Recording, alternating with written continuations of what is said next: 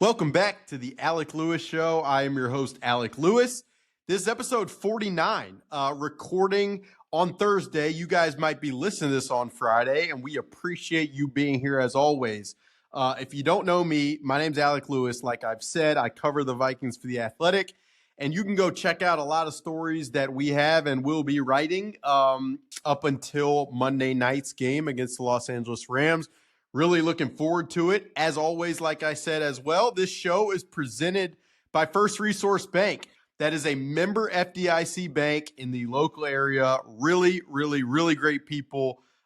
President over there, Tim Siegley, is one of one, nice guy. They've got branches literally all over the place. So go check them out. The front desk, you'll find Christy, the biggest Vikings fan that you know, Charlie Anderson, Aaron Siegley. They're all those folks in there really care about this team, so you'll enjoy going to set up an account. It's very easy, and they've got a lot of options, a lot of branches, a lot of really good stuff over there at First Resource Bank, so go check them out. On today's show, it's a little bit of a just analysis of where things are at with these Vikings going into this Rams game, coming off this Detroit game with Pete Bercich, who obviously calls games with Paul Allen. Former coach, former player as well, and always like just getting his thoughts. I know he's watched the film, and so with his eye, his critical eye, and I have watched things as well. And so it's just it's as deep of a dive as I know I can get on someone who has watched the machinations of this team over time. So I think you guys will enjoy that. Stay locked in, enjoy this show. Might have another one with our Rams writer Jordan Rodrigue by the end of the week. She's really awesome, and just I think it'd be great to speak to her. Obviously, wishing, as you'll hear on this podcast, everybody in LA and that area, wishing them well, considering the stuff going on out there. It's brutal to see some of the images, videos, and stuff like that, and really just feeling for the area. I've lived out there for a summer. I love it out there. So yeah, just brutal, but thinking and praying for everybody out there. Not going to waste any more time. If you're new here, please subscribe. You hit that button right there on YouTube. Find this on audio, Apple, Spotify, anywhere you get it. Here is Pete Bercich on the Alec Lewis Show. All right, Pete, welcome back to the Alec Lewis Show. This is becoming a weekly happenstance. I would have had you last week. Yeah. But you were in Arizona at an exotic, beautiful location. I was scouting the next playoff game. Yeah, there's a plan here. No, I'm kidding. I'm kidding. Yeah, it's pretty ironic though that it could go there. It's crazy, right? And the thoughts and prayers of us all go out to those folks out there. I mean, I can't even imagine. Yeah, it looks. Just from what I've seen and talking to people who live out there, some of my buddies, it sounds just brutal. And you see pictures. Like I lived out there for a summer, and Malibu is as beautiful as it gets. So just to see some of that is, definitely thinking about people over there. And we'll see what happens. I told you this before we started recording. As of right now, Thursday, 11:47 a.m., we don't know, but I would expect, in 2022, I believe it snowed too much for the Bills to play in one of their first playoff games. The game was supposed to be on a Sunday night, and they ended up making the change to where they played in Detroit on a Thursday. So the time would line up to where we'd probably have to know by tomorrow on Friday. That's kind of what I would expect. It's interesting how Detroit picks up all these wayward games. Dome collapse, too much snow. Yeah, it's interesting. Speaking of Detroit, we were there on Sunday night. What'd you think of that one? And how have you thought about it in the 4 days since that evening? Wow, that's tough. I think you walk away from it with a lot of Darnold on your mind, and then as the time goes on, you learn a little bit more. You realize it's not just him, and sometimes there's just a imperfect, if you will call it that, just coincident or conglomeration of things that don't go your way, don't go right. And it is weird how games can go off the rails, right? And it doesn't always mean disaster, but yeah, games can get out of hand. Games can get sideways on you. Um, and the different levels with which that'll do that from a coach and a play caller standpoint, where you're there, you're seeing something, but then when you watch the film, it's really kind of maybe something different as a player. When it's just you just had that it's not your day feeling, right? But yeah, it you come away from it. I was happy with the defensive effort.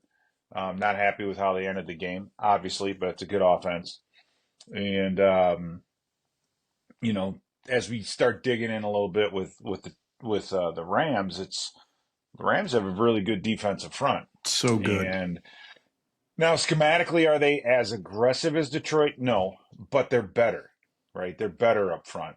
And so this offensive line, the tight ends, the running backs, anybody involved in pass protection is really going to have to be on their game. That's the player side of it, the coaching side of it.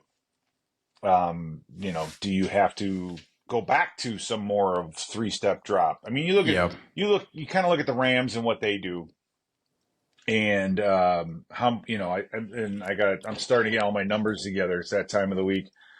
Stafford was sacked 28 times this year, which is I think half of what.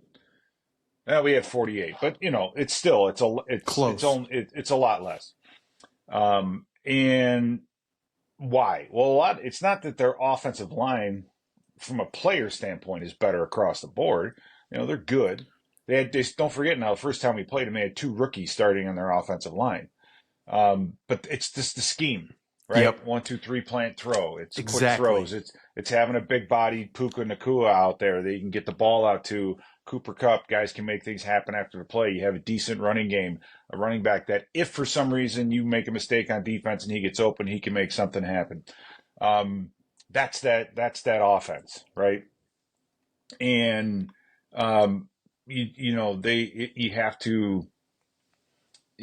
I'm kind of jumping back and forth. I apologize. You're right. But The Vikings offense, by comparison, to your point, is a lot more 5-7 step, deep play action, deep drop. Correct. That was the point you were going, and it's true. Right. Yeah. And then you look at the one overthrow to JJ on the all out blitz, and we're on the 7-yard line, and there's going to be somebody unblocked, and Darnold gets his arm hit. It's like, do you have the time to do that from that distance, right?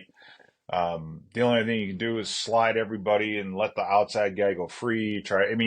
It's kind of like they did a great job of being physical, disrupt timing, get pressure. Mm-hmm. We had you have a breakdown here on one play. It's a schematic thing, and it just kind of just snowballed, right?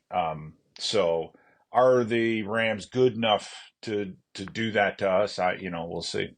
Yeah, no, I mean, I asked that question, and the way you started your response was like you come out of it thinking about Darnold, and it was the same for me, but I had the same process as you, where as I go back through the tape of that Sunday night game, it's like even when Darnold might have a chance here, Blake Brandel, like at left guard, has an issue, or even when Darnold doesn't place the ball perfectly in the back of the end zone, Justin Jefferson can't make a catch that he probably makes 95 out of 100 times at least. So It was an offensive, at least for me, as I've reviewed it, that entire outing was just an offense. Like I say this all the time, and this is I always say, like, when you play golf, if you're not a good golfer, at times, like, you putt one day and then you drive terribly. The next day you drive it well, but you can't putt. It's like you can never fully sync up in that regard. And I felt like offensively, that was now this has been a good offense, so they usually can sync it up. Yeah. Let me ask you a question. Why would you play a sport that makes you feel that way? That's a great question, but it's beautiful outside. You drink some beers. You're with friends. That's why. You don't play because I'm not trying to be. You can sit on your deck and save a lot of money and do the same thing. No, you're absolutely right. I'm just kidding. No, it's a good question, but the way you took that first answer and you got to the pass protection element, as I Yeah. think about this upcoming game, like that is where my mind has centered on the Jared verse, Byron Young, Kobe Turner, Braden Fisk, that front, and making sure that they do not let Yeah. that front wreck the game. To me, that feels like where it starts and ends offensively. How much Yep. do you agree with that? I agree with it quite a bit. I mean, what's the other part that's interesting too is Braden Fisk led the team in sacks with 8.5. Right, Byron Young had 7.5. Jared Verse had 4.5, and then Kobe Turner had 8. So Kobe Turner, that's a guy that you kind of worry about more because he's an interior pass rusher, and so his path to the quarterback is a lot shorter Mm-hmm. than Verse or Young, and then Michael Hoyt they use a lot, right? He's a versatile kind of guy, and they sneak him in. They can blitz him. They can drop him. They do a lot of different things. The main difference, though, is they play zone behind a lot of this stuff. They don't play a lot of man. So when you give Jefferson, Addison, etc., a free release off the line of scrimmage, it's a little bit different. So can they? And that's kind of the thing you for them. I'm sure they watch the Detroit film and they look at it and say, okay, well the pressure got him. The pressure got him. Then you have to sit back and go, well, can we recreate it? Can we hold it? We're not going to be able to hold up with Christian Roseboom chasing running backs or T.J. Hawkinson around the field like Anzalone could, so to speak. Their DBs are not anywhere near as their cornerbacks especially are nowhere near as physical as Detroit was. That's kind of their bit. There's a different way to beat Detroit, right? There's a different way, and I think San Francisco did a great job, and that's doing what? Running the ball, then play actioning off of that same exact look and buying time with the quarterback that way. And so there's a different way to attack that. So can the Rams sit down and go, okay, we're gonna replicate what they do? I don't think so. So that they're a big 5-man rush team. They'll put 5 guys out there. They'll rush 5, and so that's to get one-on-ones across the board. They'll try to get a win somewhere and get pressure on Darnold, and I think that's the route that they're going to take. So it's going to be up to that offensive line to take care of business. Up to the running backs to make sure when they're in there for protection, they're taking care of business. The tight ends. I mean, there was a play in the Detroit game where Detroit had a 4-man. It's not like they blitzed all the time either. Right. Don't sit there and think that Detroit just pulled up all these blitzes. Detroit had a 4-man rush. We had all 5 of our linemen. Hawkinson chipped on his way out, and so did the running back, and they still got to Darnold and sat. They got pressure on Darnold. Yeah. So that's 7 on 4, right? that can't happen. That shouldn't happen, right? So they'll get that fixed up, and yeah, I mean you got to shine some light on some unpleasant things that happened up front, and that would probably make those guys uncomfortable. That'd be the best way for them to come out and fix it. Yeah. I mean, I think, it was interesting. I probably, like you, I went back and rewatched the film of the earlier matchup, the Week 8 matchup. But I mean, obviously stood out from the outset.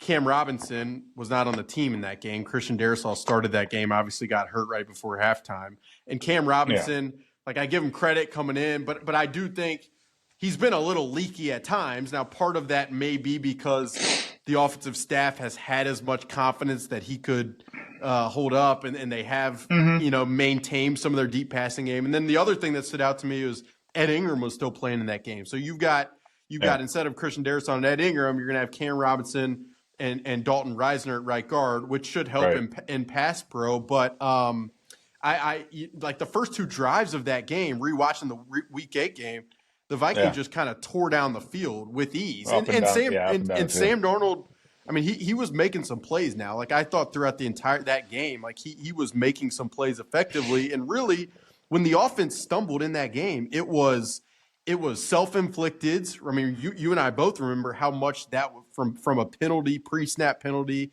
how much of a theme that was earlier in the season. And Yeah. then there were a couple early down sacks that really torpedoed the drive. But it felt like when those did not happen, the offense moved the ball. And I feel like this offense Yeah. can move the ball against this Rams team as long as the offensive design up front and the players up front can hold up. I think they should be able to Right. move the football. You would hope so. The other thing to keep in mind was that being a Thursday game, so you have a quick turnaround, not a lot of game planning. There were some surprises, and that game really, it was a one-score game, but it could have gone either way. You had plenty of opportunities. Defensively, Pat Jones played defensive tackle for a lot of that game, which we won't see this time. Obviously, you have Cashman back. Metellus played a lot of linebacker. That was back when sometimes you'd have Van Ginkel playing off the ball, or you'd have Metellus in there. They were really experimenting and rotating with how you're going to replace Cashman. So, that's that's a big deal. I think the defense will be in a much better position overall, and they got to the DBs are going to have to tackle better and be more physical in this type of environment than they were last time. Last time we played them. So, those are all things that have to be fixed. No, the one thing that we've talked about already, but that just really stood out to me watching the film of that earlier game, and it made me think about just like things broadly. I don't know if enough on the outside, be it media or just like from a fan perspective. I don't want to speak for all fans because some might think about this, but the depth of the drop and how much that matters in terms of whether you're getting pressure or whether pressure is getting you, how much those two things marry up. Because I rewatched the Rams offense from that week 8 matchup, and to the point you already mentioned, like it was Stafford in a lot of quick game, 3-step drop, get the ball out. And I remember coming out of that game, we were like, man, the Vikings just didn't get enough pressure. But the reality is, when the quarterback is getting rid of the ball, it's really hard to create that amount of you can't. right. And Right, I you feel can't get there. like and you would know this having like coached it, but I feel like that is such an essential piece of offensive design, defensive design, and affecting the quarterback that often we don't always think about and talk about. Right. So, you have to do it puts pressure on that offense, because if you're inefficient with some of the short throws or shorter runs or the runs early in the downs, then you get behind the chains, and that's where you want them, because that's when they're going to have to get deeper routes and get a deeper quarterback and do all those things. But scheme and play calling help a ton, or can help a ton. It limits what you can do offensively as far as getting down the field, and we're a vertical team. That's our bit. But yeah, because the offensive line, I mean, when you're doing 3-step drops and you're doing the short passing game, your fundamentals and pass protection are different. Everything's different, right? If you have a run pass option, then you're actually blocking a run play, and you don't know whether or not the ball is going to be thrown or not, right? So it changes the fundamentals up front. And certain groups and certain teams are much better at certain types of fundamentals, or there might be a better short passing game / run team, run pass protection, like kind of like the Packers, and that's just what they do. What from as your dog is barking and she really wants you to pet her, he or she. I said she, maybe he. He. Odie. What is your concern level for Sam Darnold just after watching that game? I've thought about this a lot, so I just thought I'd pose it to you. I think it's gonna go to how he starts, right? How he starts. I think as much as we come away from that game and you're like, man, the guy was off. He didn't throw any interceptions, right? And the only time he almost did was when he was under duress. That's the big thing. So my point is even if he's off a little bit, as long as he's not throwing the ball to the other team, we have a chance. But yeah, early on, just seeing that throw, whatever that is. If it's an easy, you see three deep or whatever, and you get a speed out or an easy out, a good long throw, a good accurate throw. Um, I think that's the big thing. And the other side of it too, it's just the wide receiver crew with the timing, right? Um, they just looked off the entire day. They didn't look comfortable. They didn't, they just didn't look themselves, obviously. So how quickly can that coin flip back to, what we've seen before? Um, you can do that by running the ball out early, have some success, and play fake off that, get some easy throws, get the quarterback moving, get them going. We've seen teams do this with younger quarterbacks all the time. Um, so that's the big thing is just early on getting some momentum, right? Just to kind of let us know that what happened last week was a blip in the radar, not a trend, right? Yeah. Not a trend. Yeah. It's I So I I cited this stat in a story I wrote, but like there's this poor throw percentage, poor throw. That's like Pro Football Reference has this statistic, and it's like throws that were off in relation to what will be a normal catchable, like efforted, reception. And Darnold had 13 poor throws in that game, according to the stat, which was like a major outlier for his season. He's averaged like 4.5 in games. He had 13 in that right. game. So I'm in agreement with you. And I've tried to navigate in my own mind of like, should Kevin O'Connell have on the fly in that game Sunday night, just try to create some easier completions, found a rhythm, kind of like get an easy bucket, see the ball go in the hoop. Should that have been more of the approach? And I've balanced that with like, I mean, if I'm Kevin O'Connell and I've watched Sam Darnold respond as many times as he has, two bad throws, two Mm-hmm. poor throws, like would I just all of a sudden scrap kind of the way I've thought about him and his ability to respond Oh, throughout the course of the season, and that balance to me, I right. mean that's why the coaches get paid the big bucks, but I think Well, that's why it's not been so obvious in my head of what should have happened or not. I think, yeah, I mean, and you saw some of the adjustments I talked earlier about. We had five linemen, a tight end chip, and a running back chip, and we still gave up pressure. We had a two-man route, which means that you have eight guys in protection, and we still gave up a pressure. So you're adjusting you're calling and you're adjusting the protections up front. That should work, and they weren't. So that's kind of you got a guy getting beat one on one here or there. You can't assume those things, and you can't account for those things. You can know a guy's gonna is outmatched a little bit, and he might have a rough day and might need some help, and you can build some things in schematically throughout the week to help that player out. But you can't make wholesale changes once you get into a game. And you know it makes me think. It makes me think about Bryant McKinney, and Bryant McKinney, who fantastic football player, but Bryant sometimes he was inconsistent and at times. All right, I'm not picking on Bryant here, but I remember how much of a headache that was for Steve Loney and Mike Tyson, those guys, because one week he's going up against an All Pro and he just completely shuts him down, right?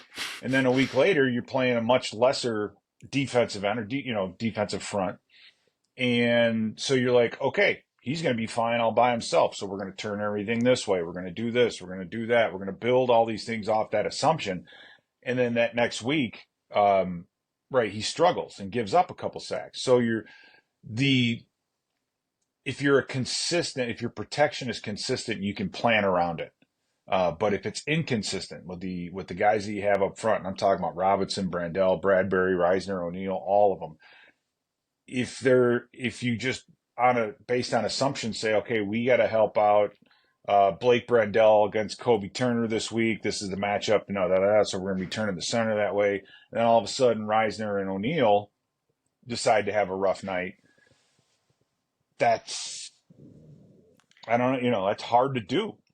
And from a coach perspective, it's like, it's what is your answer like in game as that's going on? And from a well coach the perspective, and then the problem is you can't go down that rabbit hole of always being worried about this and that and defensive and play, right? You're now all of a sudden coaching and game planning and calling plays on your heels, right? You're not saying, yeah, we got this, boom, boom, boom, right? That confidence goes away. It affects so much, and it's a trap. I mean, and that's, you talk about losing teams and how teams can lose, and then all of a sudden next year they got 95% of the same guys and they're better, but they have a different voice in their ear, different expectation, those things. So I don't know, man.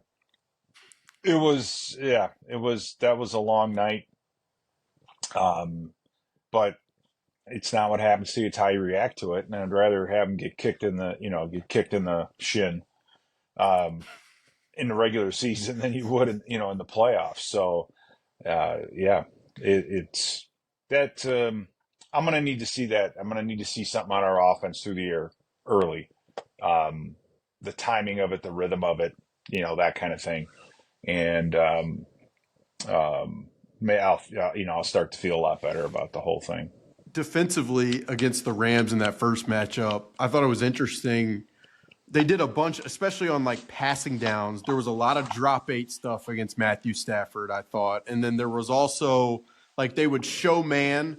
And I say that, I mean, you know this, but for the listeners, it's like cornerback travels with the receiver across the line of scrimmage, and then that cornerback would drop into coverage. And I felt like some of that stuff Stafford picked apart. Some of that stuff he struggled to identify it a little bit. And then that was another aspect of, man, they're not getting any pressure. Well, if the three pass rushers are Harrison Phillips, Jonathan Grenard, and Pat Jones, right, how much pressure are you really going to generate? I mean, the question to you is just against Puka Nacua, against Cooper Kupp, against Matthew Stafford, who really looks like he sees the field extremely well and he's on his game, ability to make checks. Like what is the approach that works against a guy who is as mentally sharp as Stafford is? Like what would you concoct? How do you think about it? Well, I mean, I think one of the one thing for sure is the amount of yards that they got after catch,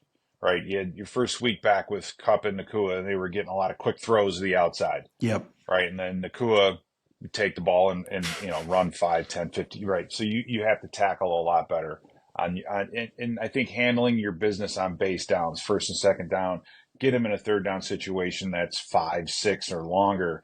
And then we can start working, what we do. And then so rushing 3 and dropping 8, that's a response to an anticipated quick passing game, right? Because you want the quarterback to look, not see it, and then have to make a decision as to whether he's going to scramble, which he doesn't scramble well. Right. So it's a way to interrupt that rhythm. Right. So I can understand us doing that. Yeah. But don't forget, we did it. It was all a short week and there wasn't much there. And, by the way, Harrison Phillips, you mentioned him. If he comes up with that sack, right, then it totally changes the game. If Grenard's right there, Stafford dips and rips underneath Harrison Phillips, and then pops up, throws touchdown. Yeah, the cornerbacks kind of like just stopped in the end zone because I think they thought Matthew Stafford was just lost. Well, and then...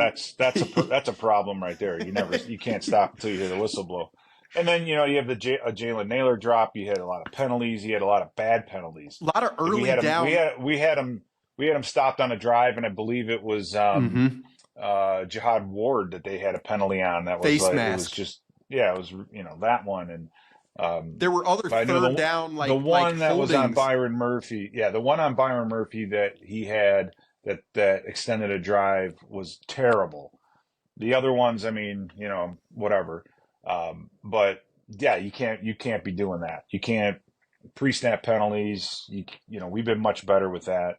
I mean, we've been much better on the pre-snap penalties. We've been much better on, not turning the football over. These guys don't generate a lot of turnovers, but they don't give the ball up much. That's kind of their deal. So, a +2 or +1 will be huge. Protect the football, but the team did enough on a short week without Cashman and losing Darrisaw to win that football game. Agree. But yeah, I think that second half without Darrisaw really put the brakes on this offense. Yeah. And so, because again, remember, think about this again. You game plan that whole week with assuming Darrisaw is going to be there, and he's got his side one-on-one. Now all of a sudden he's out, and this is injuries. This is why this is the life you lead. Now all of a sudden you're going, okay, we got Quessenberry out there. We're going to need to give him some help. How do we do that? Well, I can't call this side of the sheet because these are all plays. You know what I'm saying? Yeah. Right. And so it's there was a lot going on in that first game that didn't go our way. And we'll see. It's gonna be a good game. It's gonna be a close game. Yeah, I agree with you. The one thing I haven't asked about in the multiple podcasts we've done is Will Reichard. What he trots out there to kick a field goal right now. Where are you? Go back and here a couple things. First of all, on the kickoff, I think he slipped. All right, I haven't watched the film because I'm not going to watch a guy kick. All right, so it looked to me like he slipped. Okay, now the field goal he missed. Go back and I know you may have to watch the TV tape or whatever, but we were getting ready. We were getting ready to snap the football.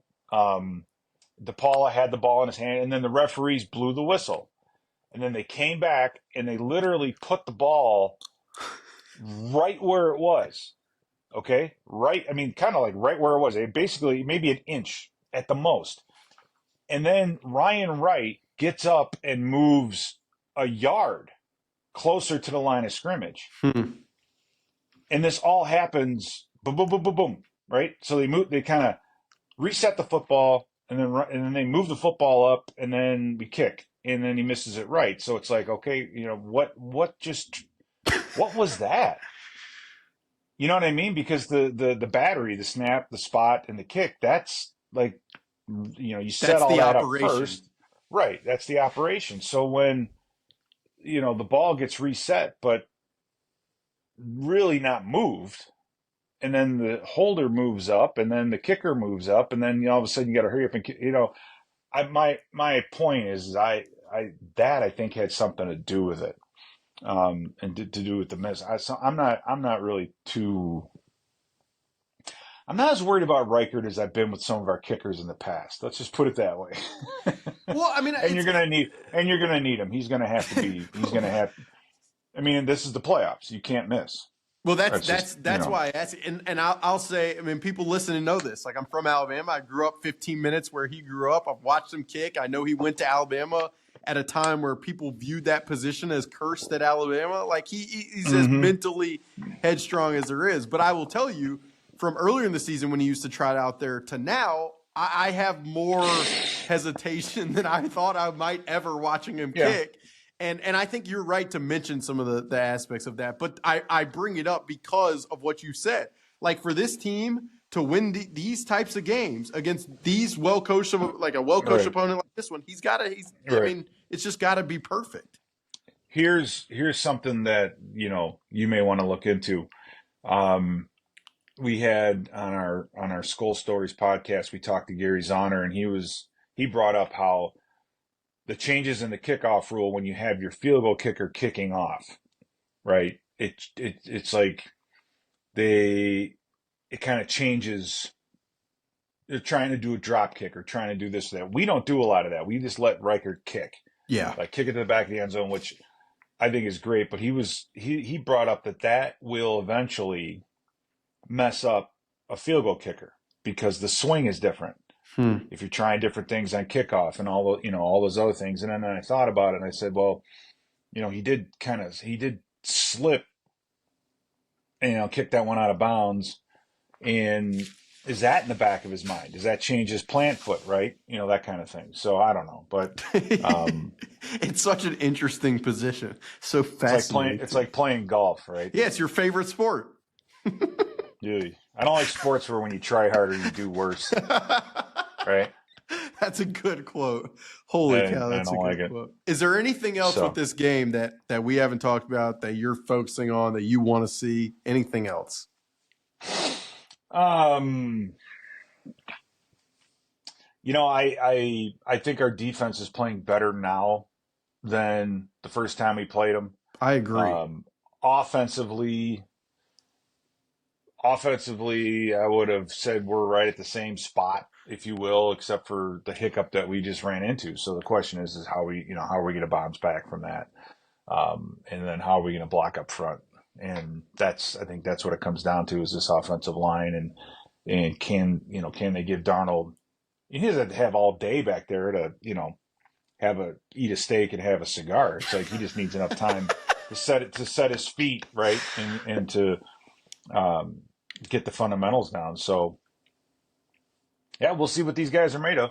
Yeah, I think I think to your point, I think it's gonna be a close game. I think it's gonna be a good one. I remember I texted a scout. Yeah, how about that NFL playoff game? Oh, it's going to be close. Yeah. Way to go! Yeah. No, way to go on a limb. I'm going on a limb here, boys. That's the analysis that people come here for. No, I remember texting a scout after that first game, and the scout was like, "It's going to be fun to watch these two guys, O'Connell and McVay, go at it over the years." I don't think I expected to see it this soon, but should be. Yeah, it's going to be.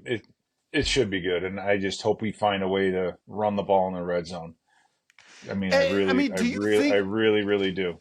But I mean, how much of the inability to do that or the unwillingness to do that is a byproduct of the interior of the offensive line? I don't know. It's some of it's the offensive line, some of it's the,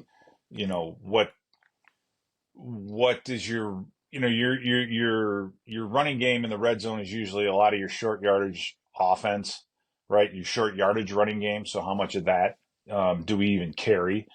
And then some of it's the running back. You have the Leroy Hordes of the world that when you need 2, they get 3. When you need 5, they get 3, right? So you took a look at Kyren Williams. These offenses are so similar, but you look at Kyren Williams, he has 14 rushing touchdowns. I like Kyren Williams, I'll tell you that. So way to go on a limb on that one too. Thank you. I'm just kidding. But he gets that forward yardage, and there are some guys out there. Aaron Jones, is he that guy? Yeah, but he's not that 220-pound battering ram, right? I'm just saying. So, run the ball a little bit. I think that might help. It's if you can run the ball, or at least you do run the ball, you're not always on your heels offensively. Is the offensive line? You're not always backing up. All right, it's just a different mentality, I guess. I don't know. No, I think it's worth mentioning. All right, well, appreciate. Now watch, they're going to run the ball in the red zone and lose yardage, and PA and I will be like, "What are they doing? Exactly. What are we doing?" Well, that's what people always say. What are we doing? People always say it's like the media doesn't lose. You ask for something, it doesn't work, then you credit. Yeah. Whether I see you in Los Angeles or Glendale, we will see. But looking forward to it. Hoping, like we said at the top, everybody in LA is okay and things are all right over there. But should be a good one. Thank you for hopping on. Always fun. All right, thanks, Alec. And that'll do it for episode 49 of the Alec Lewis Show. Hope you guys enjoyed that conversation with Pete Bercich. It is always, always, always fun and insightful to catch up with them. I thought, like, his comments on Brian McKinney and game planning within an offensive, like for an offensive line, considering how things happen in a game. Like, I think it's a very interesting thought. You always hear about how curated these game plans are, and how much coaches are relying on players to do specific things. And then so to make adjustments based upon what maybe you might not have projected to happen in game is difficult. But I've said it on this podcast in the past. Like, that's why these guys get paid. That's why I think Kevin O'Connell and this staff has been as good as it's been, because I feel like they can make adjustments on the fly and make adjustments pretty well. So going to be a fascinating game. Like I said at the top, might have Jordan Rodrigue, our Los Angeles Rams beat writer at The Athletic, on the podcast. She's great. She has a perspective of that team better than anybody else. So I'm hoping to have her this weekend, as long as things are obviously okay out there. As I said as well at the top, The show's presented by First Resource Bank. Go check them out in the local area. They've got a great branch right downtown near US Bank Stadium, near the Trader Joe's down there on Washington. So really good people in there. Please go check them out. And then if you're new here, hit that subscribe button down below on YouTube. If you're listening on audio, rate, review, follow us. Every one of those things helps. And we've had such a good time. At least I have, building this thing over the course of this year, and we're not slowing down. So, that is episode 49 of the Alec Lewis Show. We will talk to you guys very, very soon.